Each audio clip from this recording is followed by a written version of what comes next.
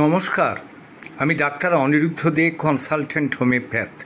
আজকে আমার ইউটিউব চ্যানেলে অর্শ নিয়ে আলোচনা করব, দ্যাট মিনস পাইলস।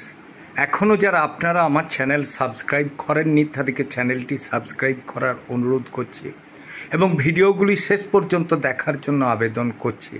প্রয়োজনে 9434183198 যোগাযোগ করার জন্য বলে রাখছি।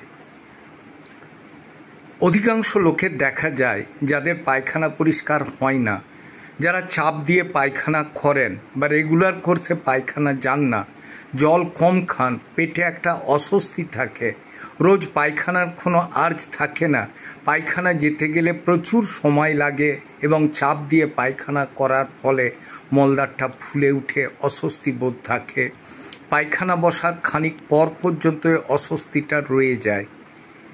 যার জন্যে কী হয়, রুগী নানা রকম টোটকা করে, যেমন হিসাবগুলের ভুসি খায়, জল খায়, গরম জল খায় এবং নানা রকম শাক পাতা খেয়ে পেটেরও দফা রফা করে। কিন্তু টোটাল সঠিক প্রসিজিওরে না চললে আপনাদের রোগ সারবে না। কাজেই যেটা প্রয়োজন সেটা হচ্ছে আপনাকে জল খাওয়া, যাতে পায়খানা নরম হয়, যেমন আপনার লাউ, পেঁপে, কুমড়ো খাওয়া এবং জলের পরিমাণটা 3 লিটারের মতো খাওয়া, রাত্রের দিকে 1 গ্লাস হালকা গরম জল খেয়ে শোয়া, সকালে পায়খানা যাবার আগে আরেক গ্লাস গরম জল খাওয়া, রাত্রিরে যাতে ভালো ঘুম হয় তার দিকে চিন্তা রাখা, এমন কিছু খাবার খাবেন না যেটাতে আপনার গ্যাস হয়, যাতে আপনার ঘুমের ব্যাঘাত ঘটে। যদি আপনার ঘুমের ব্যাঘাত ঘটে, গ্যাস হয়, সেক্ষেত্রে পায়খানা পরিষ্কার না হওয়ার ফলে আপনার অস্বস্তিটা কিন্তু রয়ে যাবে এবং পায়খানার না হওয়ার ফলে আপনি চাপ দিয়ে মলদ্বারে যে ভেনগুলো থাকে সেগুলোকে বিরক্ত করে ডিস্টেন্ডেড করবেন। যে 7টা মলদ্বারের চারদিকে আমাদের ভেন থাকে, এক একটা করে ফুলে উঠে এবং সেগুলো ব্যথা হয়, অস্বস্তি বোধ হয়। যার জন্যে আমরা কি বলি যে মলদ্বারে এমন ব্যথা হচ্ছে যে পায়খানা বসতেই ভয় খায়, যেটাকে আমরা রেকটাল পলিপও বলে থাকি বা ডিস্টেন্ডেড ভেনও বলি।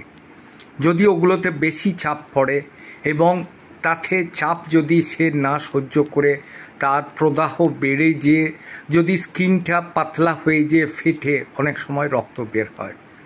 আবার দেখা যায় যে পায়খানা চাপ দেবার ফলে এবং অত্যধিক কষা পায়খানার জন্য পায়খানার আগে বা পরে রক্ত আসে ফোঁটা ফোঁটা করে, অথবা পায়খানার সাথেও রক্ত আসে।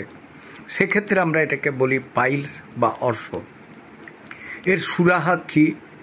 জল খাওয়া, পায়খানা যাতে নরম হয় সেদিকে বিবেচনা করে চলা এবং সঠিক পদ্ধতি মেনে খাবার, দ্যাট মিনস ফুড হ্যাবিট করা, আমিষ জাতীয় খাবার যতটা পারা যায় এড়িয়ে যাওয়া, মশলাপাতি ইত্যাদি কম খাওয়া এবং গ্রেভি কম খাওয়া, তেল মশলা, মটন বা রেড মিট টোটালি বাদ দেওয়া, জল বেশি খাওয়া, চিন্তা কম রাখা, এগুলো করলে কিন্তু আমরা ভালো থাকব।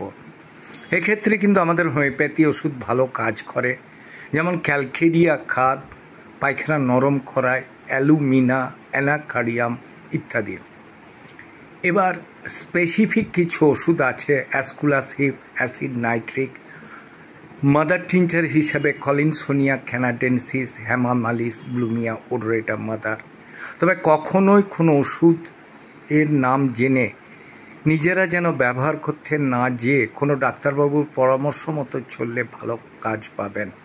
আমার চ্যানেল যদি আপনাদের ভালো লাগে অবশ্যই লাইক করুন, শেয়ার করুন, কমেন্ট করুন, সাবস্ক্রাইব করুন। প্রয়োজনে 9434183198 যোগাযোগ করুন। ভালো থাকুন, সুস্থ থাকুন।